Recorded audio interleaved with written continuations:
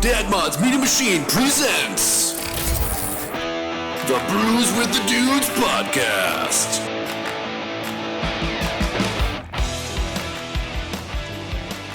Oh my God, we're recording. Okay.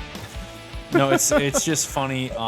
Like I always mean to wear a shirt that isn't black because there's so much dark color behind us. And we both just wear black. But I always just end up wearing black colored shirts. If you open up my closet, it's all black. Yeah, I almost feel like two t-shirts. We need to have a different backdrop. Like I've thought about getting a big green screen like towel. Well, every time I look in my closet, I'm like, I need to buy more colorful shirts. And what ends up happening is I buy a black shirt that's got like a colored pattern on it. Oh, right. So it's still a black Right. t-shirt though. I know. I'm pretty similar to that too. It's kind of ridiculous. Like I intend to buy a little bit more color, and part of the problem was like I bought more color, but then I bought it in V-necks because that's just like what was available, and so I sported V-necks for a summer, and it was okay, but I got over the V-neck thing in like a summer. Oh yeah. Did you wear khaki shorts with them too? No, I didn't. I've never done khaki shorts. I can't quite lean that far into being a dad. Yeah. It's a little too I have much. like a pair of cargo shorts. Do you have any polos?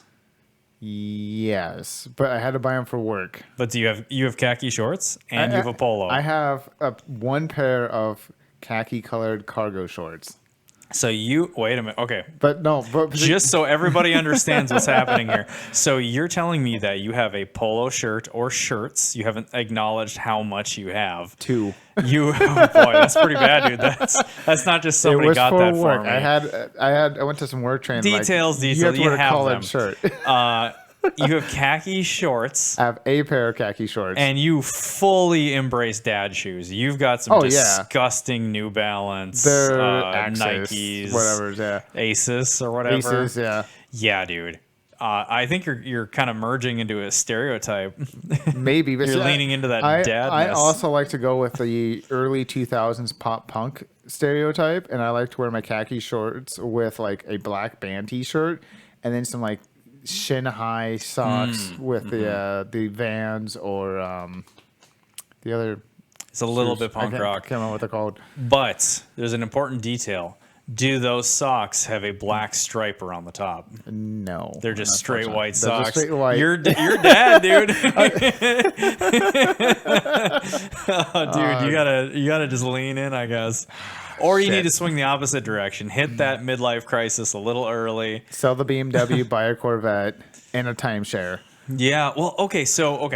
Let's. Hey guys, welcome back to another episode of the Brews with the Dudes podcast. I'm Jake Lindquist. I'm Donnie Allen. He's about to buy a Corvette. Okay. Never. Corvettes are the baby boomer midlife crisis car. Yes, absolutely. Right. But and possibly Gen X too, because Gen X is obviously baby boomer. It's far gone. They're beyond midlife. So what's going to be our generation's midlife crisis car? Exactly. What's that going to be? Integris. Integras? I don't know, man. I feel like a good portion of millennials are not going to be. Let's see here. Filling that because see, the Corvette was high. It was a little bit pricier. You know, so like you can't say like a 350Z or maybe a 370Z would fall into midlife crisis. But I feel by the time we're all in our midlife, the prices on a 370 is going to drop enough to where it's not midlife quality, if that makes sense. Boy, yeah. See, I'm having a tough time imagining exactly what is because Corvettes are pretty universally appreciated by baby boomers, and I think a lot of Gen Xers probably feel the same. Big fans. Okay, so this is called Hudson Hayes. It's by Hop and Barrel, and they had a bunch of fun plays on the words. It was like they like a Minnesconsin or something like that beer, which I don't know. I'm assuming this is really this good. might be in Hudson. Yeah. Okay, so this is a brewery that's in Hudson, Wisconsin. Fantastic. Which is basically Minnesota. So that makes a lot of sense. So midlife crisis for our generation. Maybe the S2000. Ooh, that's pretty good. It's not universally loved, but it's close. Not. It's up there. Yeah. It might come down Skylines. to... well, for sure, if it was accessible. Oh, GTRs. Yeah, but GTRs are big bucks. That's true, but by the time we're in our midlife, I guess even when we're in our midlife crisis stage, they're still gonna be kind of big bucks. Well, I'm among the oldest of our generation. So I'm 37, and I think the so you're close to oldest that. can be about 40. I think if you're born in 1980, some people put you in the millennials. Kind of depends on the group. I've heard it's 1980, 81, 82, 83. I've heard a lot of those being said as like this is the start of the millennial generation. So I think there's older than me still that are in our generation. I think so, by a few years. Yeah. So yeah, so what would you drive? So you're near your midlife. I don't know. What would you buy? Well, okay, so the GTR is really cool, and that's a really good idea. I almost feel like with millennials, that's fairly universal. Yeah. Most really appreciate those things. They're gnarly, but they don't make 5-speeds. That's true. You know, so Corvettes for manual transmission, and- so they're not everybody's going to agree on that. And I think part of it too is that midlife crisis needs to be a bigger purchase. Yeah. I mean, a Corvette, you can get cheaper ones, but if you're getting a brand new one, you're still spending what, 60 grand? That's true. 60, 70, Yeah. 80. So I feel that's part of the rush of the midlife crisis. Like I went out and I spent all this money and bought a Corvette. That's true. In midlife, you tend to have more money anyways. You do, or you want to flaunt it more. Unless you're millennials, then Yeah, you then- don't have then any we don't. fucking money. That's why I said Integra. I was like, Yeah, right. That's true. Our midlife crisis cars are going to be like $4,000 shit boxes. Fox bodies. We already have two midlife crisis cars. 240 then. SXs. We have a 4-door Civic and an FCRX7. Yeah, that's true. That's what we should have named our YouTube channel. A midlife crisis. Midlife crisis. Midlife crisis garage. Midlife crisis builds. Oh man, that's fucking bad. I don't know, dude.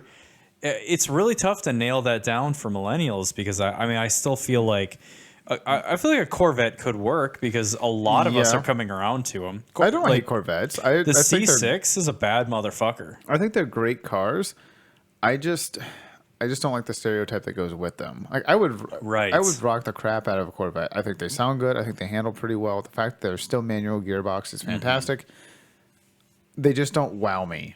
If that makes like they're Have you awesome. driven like a C6, like a Z06? I've never driven one. I would love to. I'd drive one.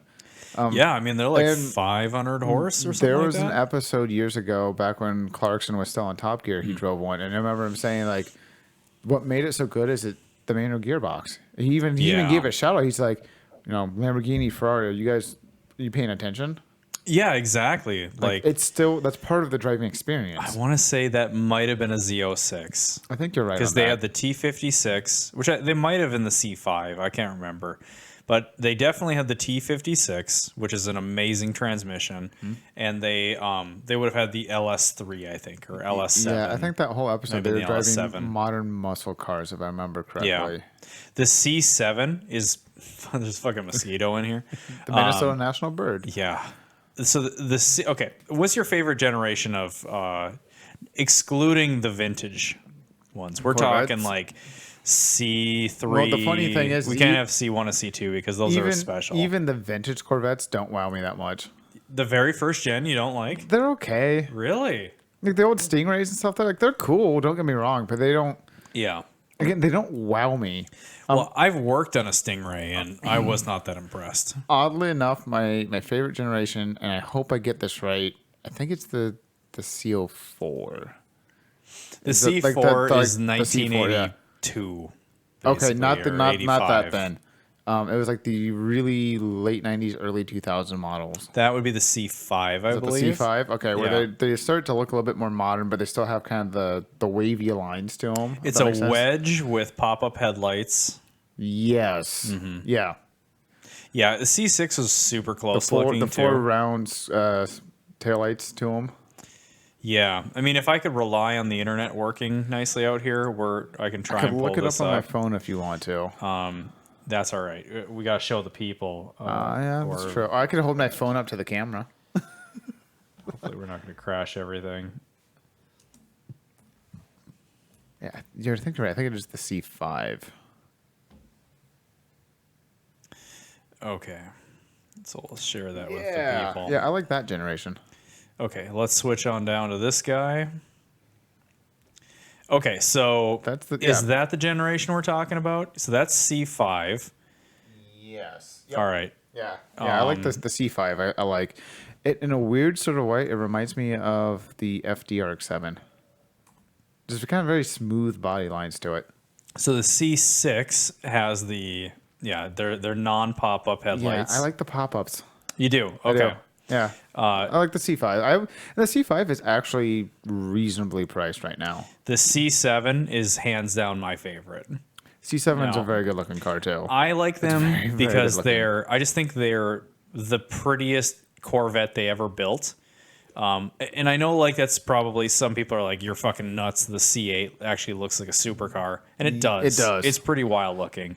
But I also think it looks like Chevy ripped off the new NSX. Absolutely. I think the C7 is.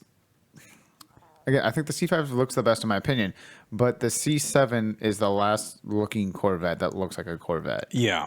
Yeah, I completely agree. And the C8 is gorgeous by every means, but it's not a Corvette. It's a ripped off. It's I a want cheap one of Ferrari. these.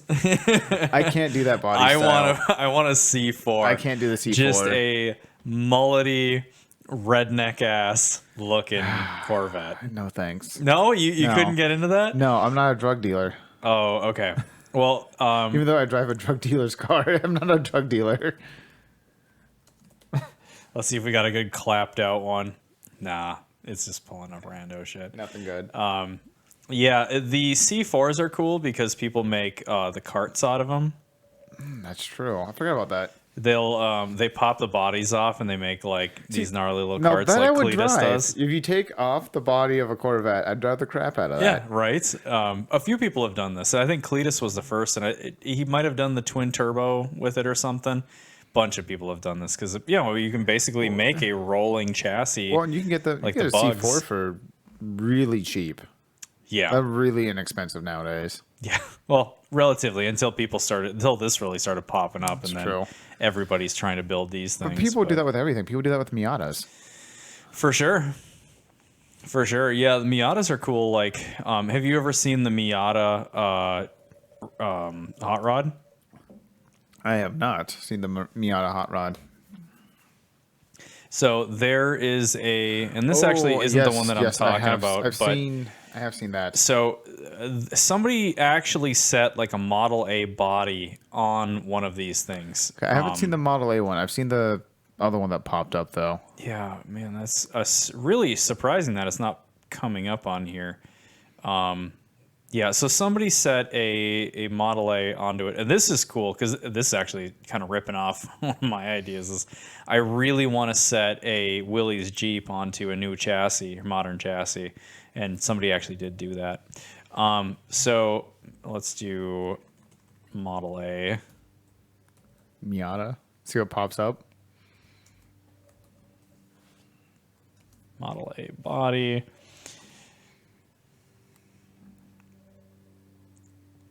Yeah, it might not work just because it's a hard thing to kind of search. Yeah, pretty much. Yeah, I don't think. Yeah. I'm gonna have a tough time trying to locate this. I've seen it done before. It was super cool, but yeah, let's not crash the inner balls trying to make this work. But yeah. So as far as midlife crisis cars, I'm not sure because I still feel like maybe it's the fucking Corvette still. Well, and maybe I don't know. Maybe it's not a car at all. Maybe it's just our life decisions of dumping God's amount of money into cars that are only worth $3,000 when you're done with them. Just shit boxes. Yeah, maybe my midlife crisis Well, car is my BMW. But you got to think like, okay, so midlife crisis cars, they aren't car guys necessarily. That's a true. shitload of them That's very are true. non-car guys, that and just that's want why a sportier car to still feel young. the generic idea is Corvette because even though the Corvette So, is a gnarly because car, our generation is going to be poor as fuck. what's it going to be? The Miata. It's the poor man's Corvette. Maybe I don't know. Okay, so we're now coming up on the midlife stage for the older of the group, right? Yes, for you, yes. And I can't speak for I don't know what my midlife crisis car would be because I don't have any. I don't have any inclination to get anything different than what we're currently working on. Yeah. I mean, I kind of want to build a hot rod. I want to build a Model A, but that's kind of the extent of it. And I don't represent that group necessarily. Yeah, I have more projects I want to acquire. Not just go out to the showroom floor and be like, here's 50 grand, give me something. Mm-hmm. Like I still want to build. I want to build a Bug. I want to build a Brat. Right. Right. I still want to buy. I still want to build a Honda. I almost wonder if it's going to be a Tesla. I mean, it doesn't have sports car all over it, but Teslas are like embarrassingly fast. Speaking of Tesla, and this could be a midlife crisis car. Mm-hmm. There was an electric vehicle company that just released a car that's based off of the old Audi rally car. I can't remember what it's called. Wait, are you saying that the Audi built the electric Coupe Quattro? I don't think it was Audi that built it. It's a company that was inspired by the Coupe Quattro to build an electric vehicle that looks like it, and it's gorgeous. And if I was going to do a midlife crisis electric vehicle, that's probably what I would pick. Yeah. It's just a concept so far. It's so hard to type with one hand. Well, you can use two. Oh, for God's sake. You see, okay, I'm not sure exactly how to search this thing. Okay, so our buddy shared this thing. Yeah. Right? Yep. Yeah, I know which one you're talking about. And I don't know why it's not coming up.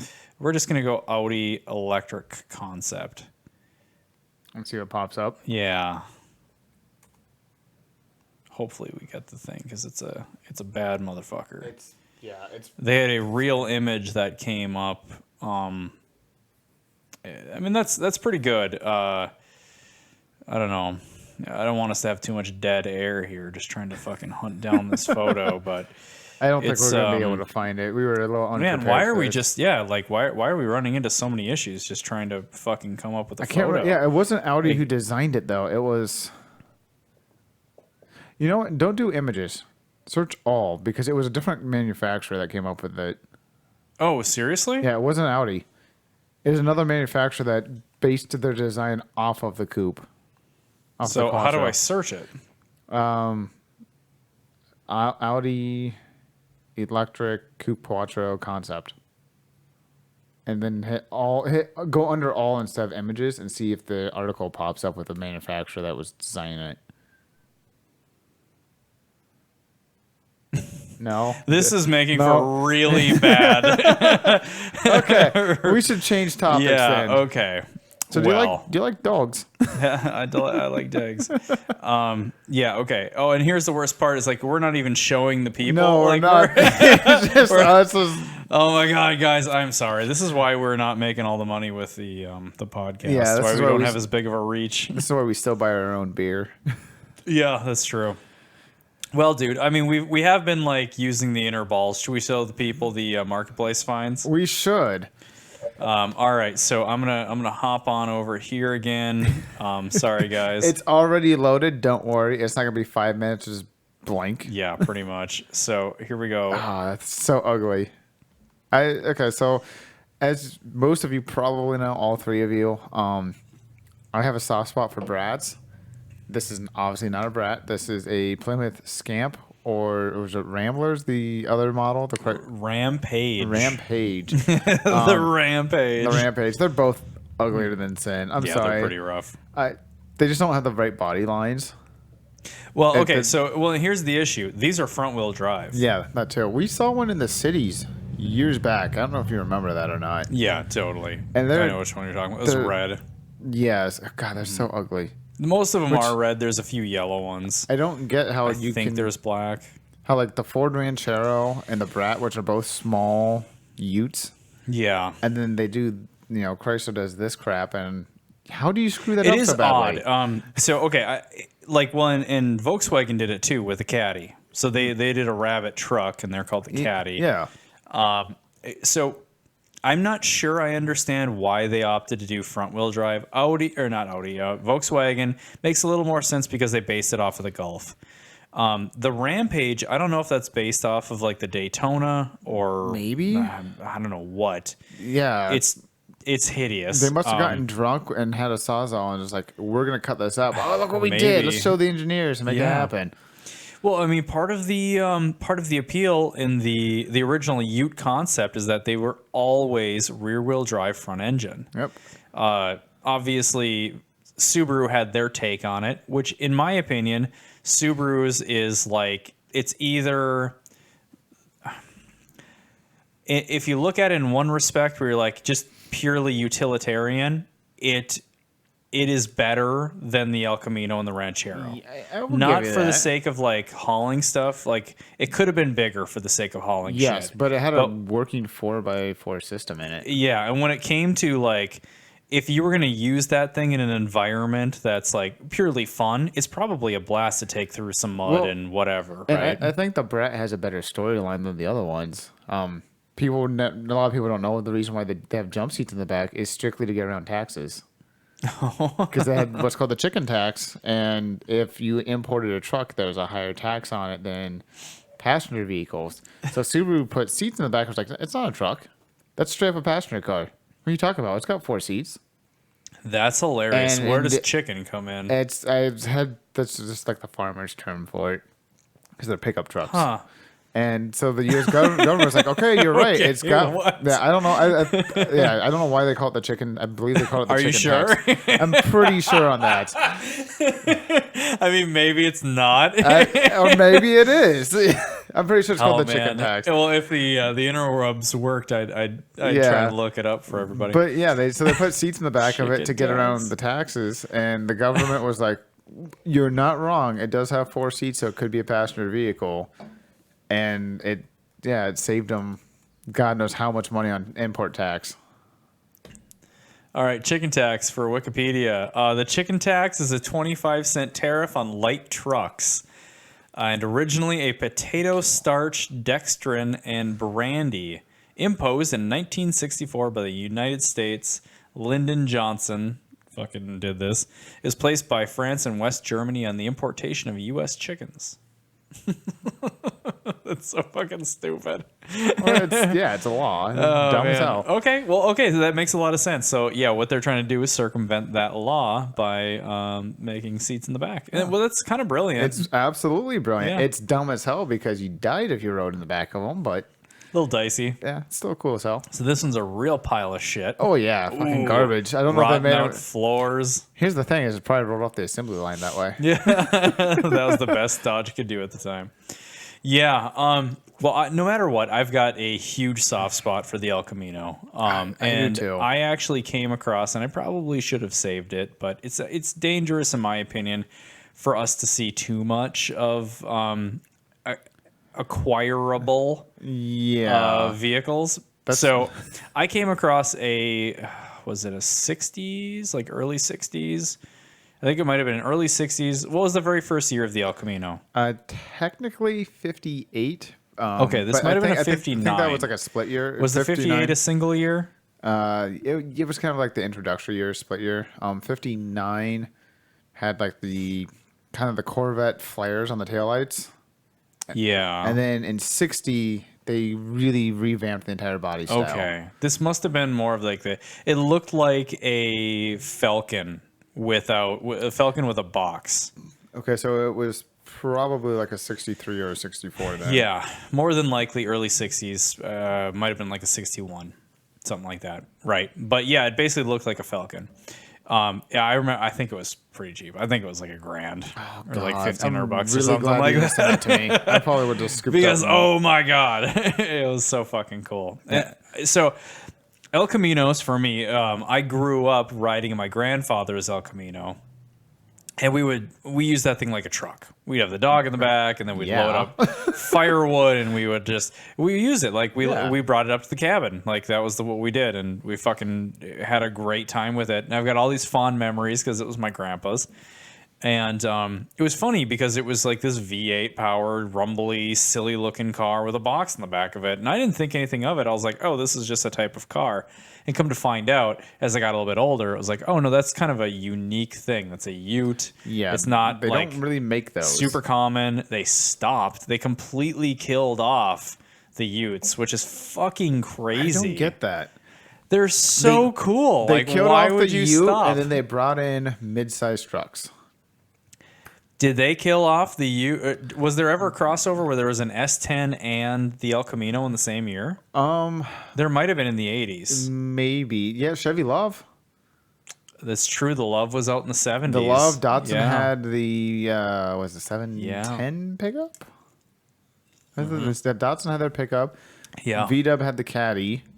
So there was definitely overlap, but I think you might be onto something where The hard bodies. I that were in think the 80s that too. they had the Ford Courier, like they had 70s pickups, they were mini trucks, but so there's you might be onto something here where it's like those entry level small trucks might have ended up killing off the El Utes. Caminos, the Utes, yeah, I could definitely see that. which is kind of a shame. But I guess if you're looking at it from a manufacturer standpoint, that's probably what killed off the Subaru Brat then too, and the Volkswagen Caddies is they were so small that for a little bit more, even the same price, you could get a Love. yeah. I mean, What was a little the bit bigger. last year of the Ute? Excuse me, of the Brat. Oh God, 91. I think 91, 92. Okay. I may have that wrong. They only sold these in 4-packs of 12-ounce cans. That's Is that kind of odd? That's kind of a bummer. Yeah, 'Cause it's really tasty. That's a bummer, man. Can't get drunk off of 2 beers. No, you do. Well, I How am mean, I you gonna, can if how am you're I going to a drive home? 110-pound white woman. You're one of those. You know it. You're not 110. Nicely done. Yeah. Just to make sure it's still working. Yeah, man. Anyway, so there we go. We've got the Plymouth Scamp, guaranteed to keep you a virgin. Yes. All right, so completely different. Here's something I found. Yes. That's What awesome. we have here is we have a 1993 fuselage, an N328K fuselage. So it doesn't have any wings. No, it's just the fuselage, What would you do? Like, you could live out of that. That's Bro. a tiny home, man. bro. Exactly, straight tiny home. Exactly, hell dude. yeah. So okay, 12K in my opinion is a bit steep, and that's why it's still available. I think. Not necessarily. If you think about it, the housing market right now is fucking nuts.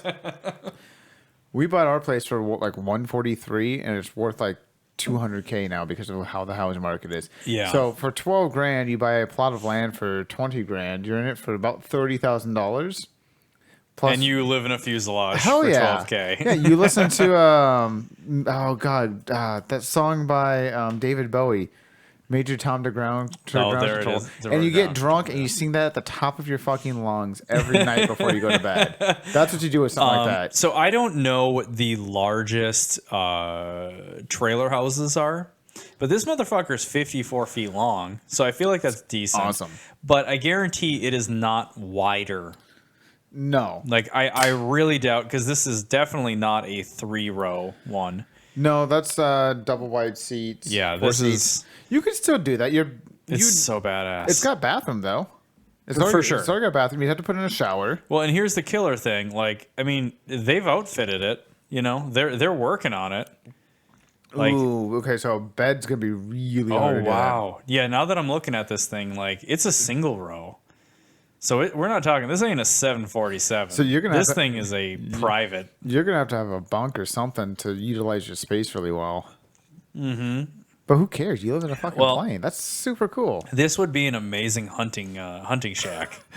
Yeah, you could have 43 of your buddies each take a window. Yeah, exactly.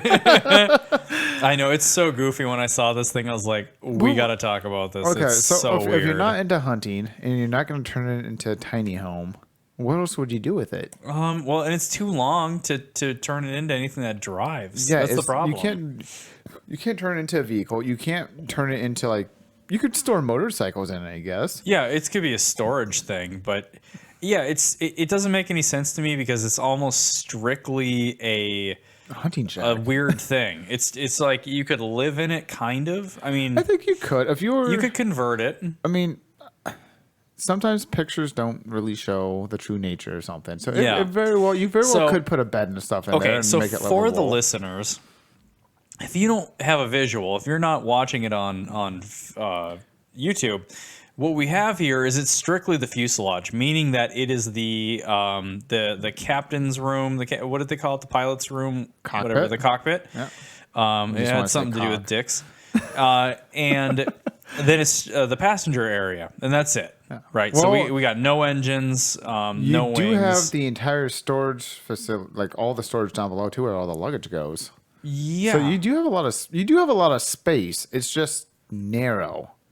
Yeah, and I don't know how tall this thing is, but okay. So basically, we got like a big dildo. Like it's basically It's a big blue. dildo, It's got some wheels. big phallic shaped living quarter, Yes. if you want to call it a living quarter. So it's a very weird shape. Shitload of windows, which is cool. Yeah. You got a lot of nice like natural light. They It's definitely plastic, so you were. can wipe the walls down. It looks like they retrofitted onto the back of it a air conditioning heating unit. Yeah. It looks like it's got something that's underway. Well- And it still has the running gear, which is cool. That is super cool. Yeah, like I said, I think they were actually going to try to make a home out of it. So based on it, they said, I wanted to convert it into a tiny home or camper, but there just isn't enough hours in the day. Which, okay, I translate that to you It made ain't the gonna wrong work. you made the wrong decision. I Yeah. should have bought a bus. Yeah, you should have bought the bus, or you should have bought the storage shipping container, crate or yeah. whatever. Yeah, you should have built it off of a trailer. I still think that's doable. Well, if you want to live in something insane. Yeah. Oh, well, So if you I want to feel you live, and I are the kind of people that would live in something insane. for sure. Because I look at that and I go, for sure I would do a There was hunting a thing, shack. I think it was on Netflix. There was a TV series called like My Strange Homes or some shit like that. And this Nice. guy did. He lived in an airplane, but it wasn't one of these. It was like we would fly, continental or to a different country on. Yeah, it's like a 747. Yeah, where it's got 4 fucking rows and all that kind of shit. Yeah. That would be super easy to turn into. Because you have room to make a hallway. Exactly. So you can You can actually make make rooms. rooms. Yeah. Exactly. This is just one big fucking room. for sure. That's all it is. This is a better cabin. This is like, don't expect privacy. Like you could do a bedroom at the back. So you could make it a 1-bedroom kind of thing. Yeah, you'd probably have to have a curtain to shut off the bedroom. And then just You could do open up- walls. I think that there's enough room to put like walls and a door. I Maybe? just don't Maybe? think that there's you can't make a hallway on the side.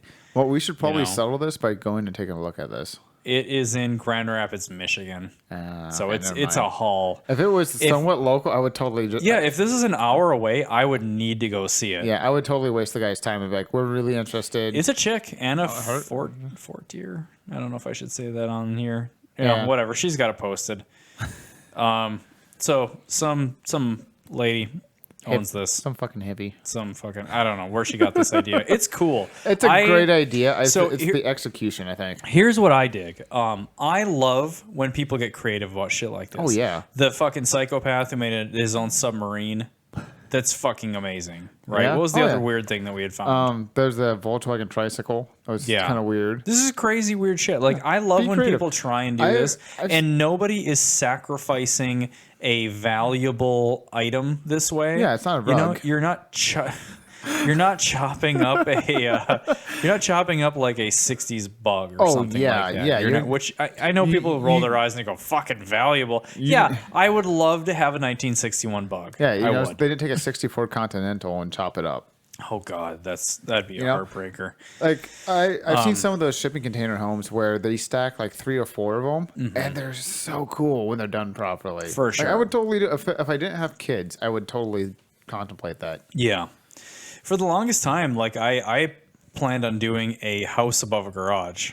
Like I wanted to build a all one structure, big ass garage on the bottom with like 12-foot ceilings, and then like a big apartment / house on the top. Have you 3-bedroom? Have you seen the meme that went on Facebook that says like the dude's perfect home, and it's like a 15-car garage, and then there's like a bathroom, a very small bedroom, and it just said living area. Yeah. It's super tiny, and that's exactly how a guy would live. Oh, At least- for at least sure. guys like you and I who like to rent and stuff. Yeah, yeah.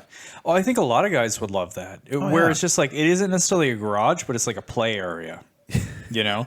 Well, and that could dudes are be just grown-up children. That's all we are. It could be like we're playing with adults that play with RC cars, guys that are into gaming. You'd make a massive epic gaming room. If you're into Legos or robotics or something like that, like you have a whole area to just exactly be creative. You could be into rock climbing. You'd make your own indoor rock climbing. You could be a skateboarder, so you could make your own half pipe in there. I did see a video of this kid that was big into rock climbing. His dad must have been too. And they built like a rock climbing wall inside their house that went like up the stairs and through the hallway and stuff. Like that's really badass. It probably had a very talented son. That would be my guess. Or daughter. And I have a feeling that dad, like that was his hobby as well. Oh, that's a good point. They're probably both rock climbers. Yeah. Because, kids normally get into the same shit their parents do. Oh, for sure. For sure. Well, and rock climbing's special in that, like, you could make a wall, and it doesn't have to be a vertical. In fact, it shouldn't be a strictly vertical wall. It should... context for the people that are watching. I actually used to rock climb a lot. And I was decent at it. I've climbed Palisade Head, which is I don't know if it's like 150 feet or 100-foot like rock wall that is on the face of Lake Superior. It was amazing. I am hanging off of a cliff up the North Shore with jagged rocks and the biggest freshwater lake in the world below me. Pretty badass. I'm hanging off the side of this motherfucker, climbing up it, feeling like king of the fucking world. Because I made it. I ascended it. I made it up to the top. Anyway, humble brag. So rock climbing, you can make DIY setups like super easy because basically what you need is a really good structure built behind it. So just like you're building a wall or you're building a house or whatever, you build a structure behind it, make sure it's anchored really well. You've got to have adequate weight in the back so it's not going to like move forward because tip over on you're going to have somebody hanging off of it. And then it's just plywood. You're just using like 3/4 inch plywood and you're running the anchors through this thing. And ideally, you can hang a person off a 3/4 inch plywood, no problem. Oh, yeah. And you're drilling 1,000 holes. That's the big thing. You are drilling so many goddamn holes in that wall because what you want to be able to do is you drill the hole and then you've got like the anchor on the backside, so like a threaded insert from the backside of it. So you just take and you stick your handhold up there, you run your one big socket head fastener through the center of it, and then there you go, your handhold is attached right there. So it's super cool. You can just take like this wall here in the garage, I could slap a piece of plywood on that thing, have a threaded insert on the back of it, and we can make a little climbing wall right there. We should make one for the kids. I have one on the little play set, but that's obviously like a little. We should definitely make a climbing wall for the kids. Yeah, for sure. I think they'd fucking love that. The best part is when you actually make it tip backwards a little bit, so they're actually hanging off a little bit. It's super fun. We'll talk about this off of the podcast, but because this will be another podcast. If that's something you want to build for your kids, because you're already talking about expanding off of the garage, that might be you could make one of the walls a climbing wall. I think they would love the crap out of that. Harper has tried. Roman hasn't got the chance yet because he's still a little too small to explore and try crazy things. Harper, though, a couple years ago, we went to our family day through work, and it was down at Adventure Zone. And for those of you that don't know what that is, it's a indoor playground, essentially. They have arcade games, they have batting cages, they have laser tag. They don't have assholes shooting off fireworks. Fucking 4th of And then July. there's Vertical Endeavors in there, which is a climbing specialty area. I mean, they all sorts of different skill levels and stuff. They have all the harnesses, all that fun jazz. Yeah, I used to climb at VE. It's pretty cool. They've got both the normal climbing walls, and they've also got like a bouldering area, which bouldering is like hyper technical, short height kind of climbing, which is more than likely what you would have at your house. Yeah, she got rid of the harness and all that, and she got a little scared. She made it about 10 feet off the ground, which I was super proud of her. I'm like, you went higher than you are height-wise. Like, that's super cool. Yeah, that's awesome. Then she looked down, and she was like, oh, shit. Well, and when you're using an auto belay, so belaying is sort of pitching your body off of it going down. And a lot of times you're belaying yourself down, meaning that you're in charge of your speed, which you're going down with. And there's devices that cams, stuff like that attach to your belt. And so you pitch your way off of the wall and you kind of you allow yourself to go down. We'll just put it that way. Auto belays are basically like, it's almost like a winch. You know, you're just jumping off of the wall and you're just like letting yourself fall. But it only lets you drop a certain speed. Yeah. So it forces you to not go too far, but it's weight based. You know, it's sprung. So when you're a little kid and you have no weight, you just kind of... You have to be over like 100 pounds for it to like bring you down. Yeah.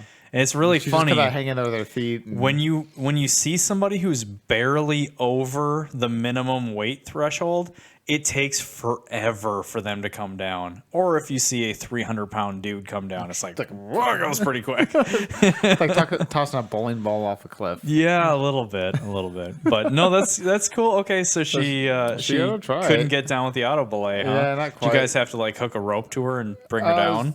We were able to grab her foot and... Okay. Yeah, she wasn't super high up. Was she climbing the area that has like the little castle, the little kids wall portion? It was, so if you walk back to Vertical Endeavors, it's the very first wall. Like as you're walking straight back, it's the first wall you see. Yeah, that's like the little wall that has like a little fake castle thing on it and stuff like that. Yeah, it goes It's up. where you send most kids. It's the full height. Yeah, it's the full height. And she tried twice, and she made it about the same height each time, about that 10 to 15 foot range. That's cool. So it was cool, but yeah, she just wasn't quite having it. And I think some of it too is just the coordination of like how to get my hands and my feet to cooperate to actually lift myself up all the way. Yeah. Because she's gone and played at playgrounds now, and she'll climb everything at the playground, and she won't be afraid of it now. It's time to bring her back. Yeah, I think so. Yeah, because it's something special. I mean, it's dangerous when you're climbing outside on your... but something like that. But Duluth is really special in that our climbing scene is pretty amazing. The rock quarry.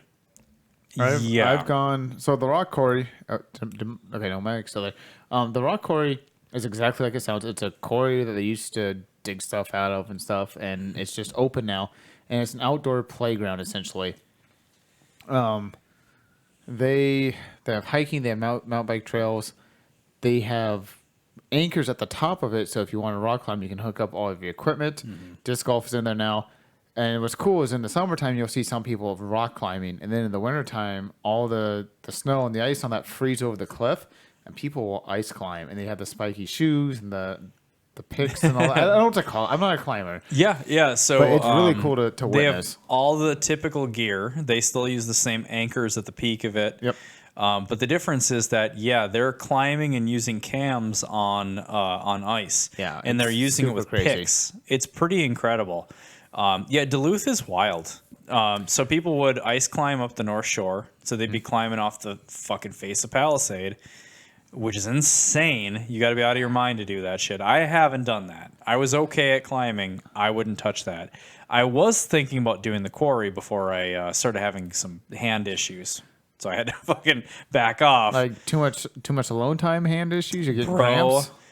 So it's cool because once you have rock climber hands, you kind of never lose it. So I've actually got really good hand strength. I used to have you'd look at my hands, and you'd be like, damn, like, you like they look kind of muscly. You like the dude from The Big Hit, where you're just constantly doing the hand. Oh, yeah, exactly. I can't think of the character's name. Jerk off fan muscles.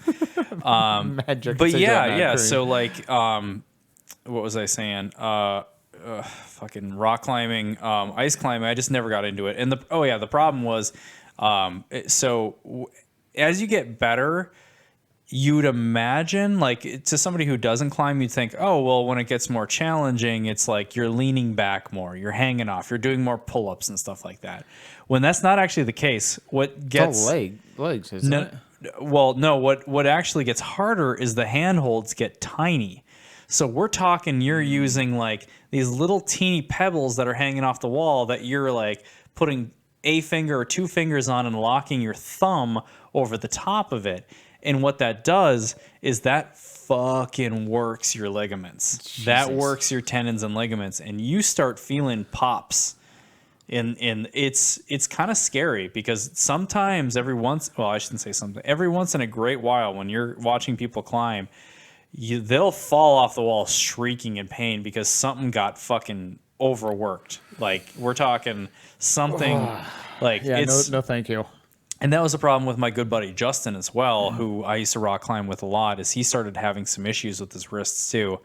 It just, you reach a point where you're doing like 512s, which is like a really like your very good level of climbing, which I didn't touch that, but he was starting to hit that level. He's the guy that I went climbing up the North Shore with, but I'm doing 511 Bs, 511 Cs, which is just below that.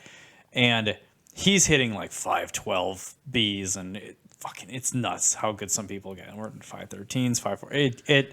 There are some incredibly talented people that are up there, but we're talking like you're holding on to, and a lot of these motherfuckers are like 6 foot, 6'1", 6'2", where you've got some pretty wild reach, and that helps a lot. Yeah, it makes it a little bit easier. But the hardest part is like there's a plateau a lot of people hit, and that has to do with like your ability to grab like these little teeny pebbles hanging off the wall. It's fucking nuts. Let me tell you, dude, and this is gonna be the last thing I'm gonna talk about with rock climbing. So there's something really interesting. There's something. When it comes to male and female dynamics in sports, generally men tend to perform at a higher level with a lot of sports. We'll say a lot. I'd say the majority of them, yes. Because absolutely. It comes down to just this physical ability, body size, muscle, all that fun jazz. Exactly, right. But there's other sports where women just blow men out of the water, where we're talking like gymnastics. Okay, yes. Mine's the gutter. Penis joke. Yep. There's something really fucking special about rock climbing in that. I think it's the agility behind it. So, okay, here's the difference. More agile. Yes and no. What's really special about rock climbing is that like men have a physical advantage in that. So if you're a regular at a rock climbing gym, you'll watch new people coming in, and you'll know kind of what to expect. You'll see sort of the jockey type, like the big muscly dude, and you'll go, oh, he's going to do pull-ups the entire time he's here. Because what you want to do, like your ultimate goal should be to rock climb with like 60, 70% legs, 80% legs. Do as much as you possibly can with your legs so that you can save your upper body strength and your forearm strength for when it gets technical and difficult. You can climb further and you can climb more the more you use your legs, because your natural inclination is to do a pull-up on it. Oh, yeah. To pull yourself up the wall. Yeah. So you see these jocks come in and they fry themselves. They go in there and they just like muscle through something, and you'll see a football player, a college football player will come in there and he'll crank out a couple of like, we'll say entry level is a 5'6". They'll go in and they'll go straight to a 5'9", and they'll climb it. They'll ascend the fucker. They'll get down. They'll look real fucking tired. But they plateau at that point until they can eventually reach a point of technique. That takes a long time to get technique down.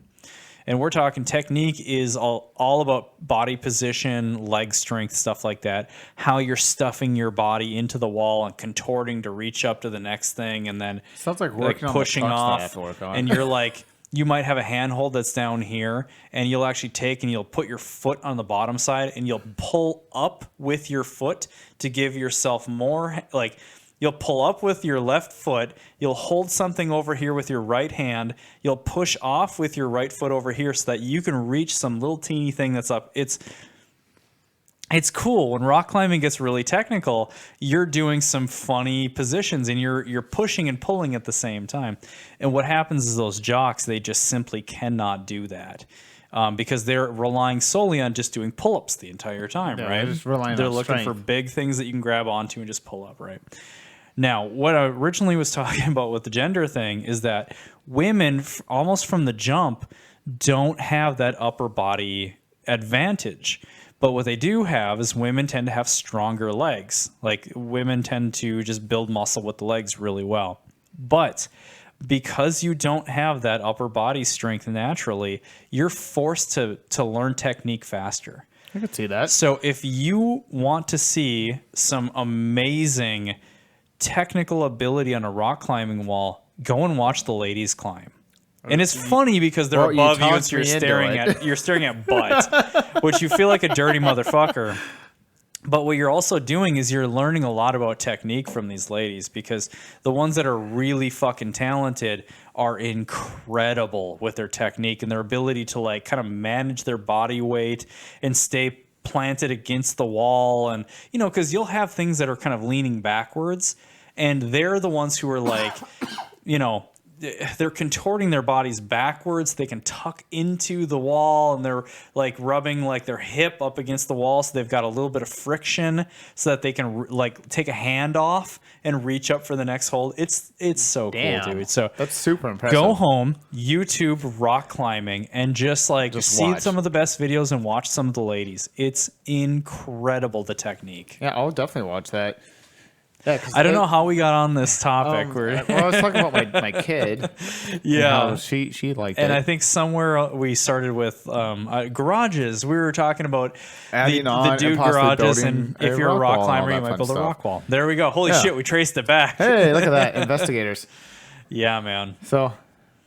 So what else do you want to talk about other than rock climbing? Yeah, that's good shit. Well, why don't we wrap this thing up? I feel like if we don't have a good clear path after that, that might be a fun topic to end on. I think you got anything? I'm tired and beat and ready for a long weekend. Ladies and gentlemen, okay, so we got a really cool update on both projects. Oh yeah, we probably should talk about what we've been working on. Okay, so where we're at on the BMW. Well, we rearranged the garage tonight because I couldn't find my crank pulley, which is very, very important. Hilarious where it is, too. So, yeah, it's in the back of the Honda Civic. Well, long story. I bought a truck. I had the Civic for a while. I had parts. Donnie's got a Frontier now. Yeah, I love it. I love it. I haven't used it for anything. I really want to haul something with it, and I haven't used it yet. You'll get to, and you'll be like, oh, I feel good about this. Oh, yeah. You'll haul dirt. You'll haul dirt, and you feel really good. So my kids were acting up over the weekend, and we're like, okay, we just need to get out of the house. And it rained the day before, and there's that old service road out on Midway that like we're gonna go for a drive. And we went out there, put it in 4 high, and just ripped around that. And the kids are just through the mud. They're just laughing and giggling, and awesome. they loved it. And the wife had a good time too. She thought it was pretty cool, and she was really impressed with how the 4-wheel drive works and all that fun jazz. And then after that, we drove it up to the grocery store. How bad was the mud out there? It was pretty bad. It was hairy. It was very hairy. Did you have your moment where you were just like, "Oh fuck, did I make the wrong decision?" No, the biggest issue was the ruts. So the truck wants to follow the ruts, and you could feel the back end slide on it. And the tires are good. It doesn't need tires, but they're not off-road specific tires. Yeah. They're not like my 4Runner that has actual all-terrain. Exactly. So does yours have all-terrains, or are they just strictly street tires? They're all-terrains, but they're very gentle all-terrains. Oh, gotcha. Okay. Like, I'm not going to drive through a swamp. But they're not Geolanders or... No. Yeah. So that was a lot of fun. And just the fact that the kids were giggling as we're bouncing around and kind of lurking through this trail and all that kind of stuff. They thought it was fantastic. So I bought a truck. Haven't used it as a truck other than that. But the BMW has some parts in the Civic because I had to get them from your place when I was dealing the Civic. And we needed the crank pulley because the motor is now out of the car again. It is torn down completely other than the head off the block. And we're going to scrub it up, clean it, and reassemble everything. There's a couple of parts that have to get painted. And the engine bay is now painted and cleared and all of that fun jazz. Looks 1,000 times better. Doesn't look new, but it really looks really, really good. And then the SR is ready to go back in, and it's going to stay in. Yeah, it's really exciting. It's close. I'm really close. Yeah, we're on a hell of a time crunch, and yes, I get to miss out on going to Wisconsin Dells with the wife and kids because of it. And I'm a little bummed, but at the same time, a whole weekend to myself for lots of reasons. Is gonna Exactly. I'm gonna get some shit done. Dude, I know. It's just gonna when be it in the comes to garage. like cranking out projects, just like having that unobstructed time, it's huge. But yeah, so okay, there is hope for Power Cruise. So we are currently It's gonna a come month down. out. We're a little over a month, 30 some days. I'm hoping in the next couple weeks to at least turn the car over and see if it fires. I think we're like 35 or 36 days out from Yep. like the absolute last day that things could be tinkered on. Yes. So that's rough. That's a very small window, especially when it comes to like you're wanting to test it a little bit first. Oh yeah, I'd love to put it. Same with the Ford. on mine. Yeah. So, but there's hope. There is actually hope for this to pull off. So you're at a point where you got to like get the motor back in after cleaning it, bolt everything together, get the fuel system hooked up, pour the fluids in. Fuel system should be pretty straightforward. There's already hardlines ran forward with rubber hoses. I just simply have to get longer rubber hoses and run them to where they need to go. Swap out a fuel pump real quick, which again shouldn't be too complicated. And fuel should be done. And then at that point, I should be able to start it up. My intercooler piping still needs to get bead rolled, but that's kind of a minor thing. I can at least make sure. You can drive it. Exactly. Just not beat the shit out of it. You can drive it. You can even hit boost. It's just that like I might blow a pipe. Well, the pipe might come off. Yeah, I might blow a couple more in the thing. Or you might just end up with a little bit of a leak. Like where is it? Which one needs to be bead rolled? All of them. Oh, gotcha. Okay. So your biggest concern is going to be vacuum leak because that's going to fuck up the way that it drives. Like a little bit of a boost leak just means you're just not going to make as much boost. So that's not that big of a deal. And honestly, like when you're kind of, testing things out, it's not the end of the world if you're not really hitting a lot of boost. Yeah, and even for Power Cruise, I didn't have the intentions to go beat the shit out of the car, Right. I'm going to drive it there. I'm going to definitely go on the track and get on it a little bit. But that turbo, some have said that the wastegate is set to like 12 psi, which is a little bit more than they're meant to run from the factory. So Yeah. you actually might make a couple of ponies, but we'll see. You're still going to be under 300. You're probably going to be looking at, like 220 horse or something like that, 240, whatever. With 130, 140 from the factory, it's gonna make me giggle. It's gonna be silly. So yeah, like that's the biggest thing. We just need to get it back together and have as much testing time as possible. Yeah. It's funny because like to get it driving, I don't have that much left. Okay, so on the Ford tonight actually was an exciting night for the Ford. I've been wiring this thing for a month and maybe a month plus, maybe 2 months. I think I'd say about 2 months, 6 2 weeks, months give of or take.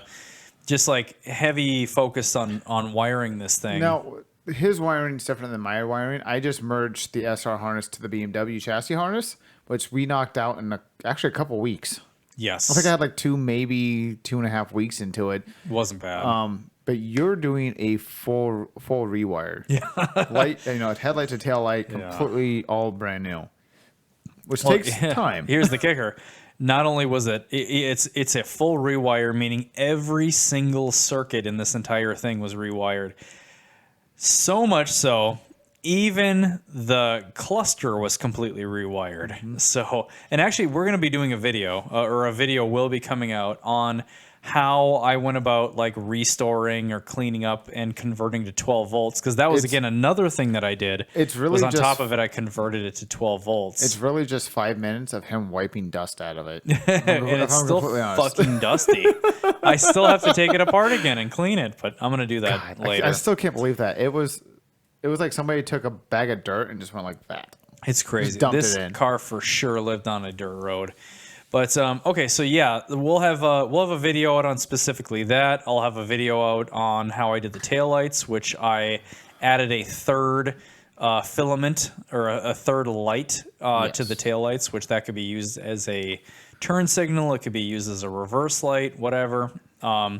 So that will be out. But to give you an update on the car, the wiring is now done. Tonight was really exciting because we actually flipped the switch and plugged in fuses. Nobody got shocked. There were no fires. No fuse. We didn't blow a fuse. No, not a single fuse. Was no problems. Well, the problems came down to figuring out what's going to work as a ground Yes. So we had some grounding problems. Basically, I had a few inadequate ground set up.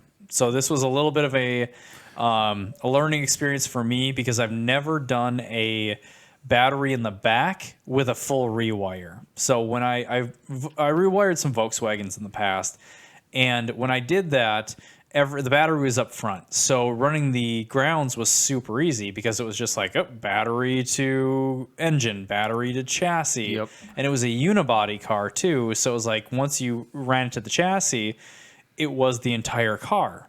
Whereas with this one, you need to think about the body, you need to think about the chassis, you need to think about the engine.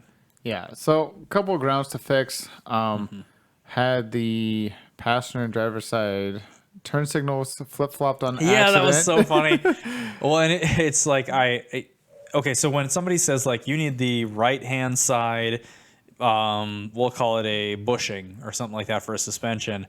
Right hand is from the driver's seat. Oh, always. Yeah. Always. So I mixed that up. And so we would have the turn signal working on the passenger rear and the driver's front, you know. It's all flip-flop. Yeah, it was silly. So I had to rewire that part. But other than that, like it worked out great. It was exciting. Like we kind of got the grounds figured out.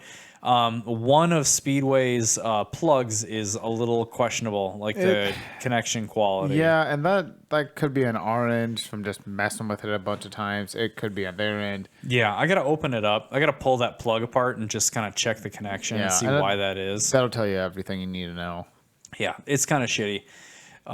But more than likely, it's a connection, so it's probably just a matter of like putting a needle nose in there and maybe like biting down on a spade or something and just having hold the wire a little harder. But yeah, so that's the extent of it. Got the sniper figured out, which was some weird issue. And we had a little quirk with that, but we got it figured out. Kicked that on, set up the wizard, so it's completely ready to go for the LS. Did you go with Gandalf or Voldemort or Gandalf for sure? I can't remember the other I'm dude. too old Dumbledore. for Dumbledore's the other Fuzzy Potter. Fuzzy Potter. Fuzzy Potter. So we'll keep you guys updated. I've actually got some, I don't know, we'll either do social media posts just about the update of the builds, or maybe we'll throw together some little quick videos, some road to the power cruise kind of things. I like that idea. But yeah, so thanks for watching the videos. I know we haven't had a Dad Mods video out in a minute because honestly, it's a lot of playing catch up. We're just wrenching. The Ford is caught up. The BMW is not caught up in the build series at all. But it's at the point to start sharing the build series. But it is crunch time on these things. Yeah, so we're taking time off of work to get them done. Yeah, we've had so little time. So sorry, guys. We would love if the videos were a little bit more up to date, but it's been a lot of work to try and keep up on this stuff. And the biggest thing is like we want these cars driving. Yeah. So we should probably stop talking and just go turn some wrenches and get some shit done. No shit. Yeah. So hey, thanks guys for tuning into another episode of the Brews with the Dudes podcast. We will see you next week, and hopefully we'll have some really great updates about where the cars are at. Hopefully. So bye. Thank you. Adios. Stay safe. We're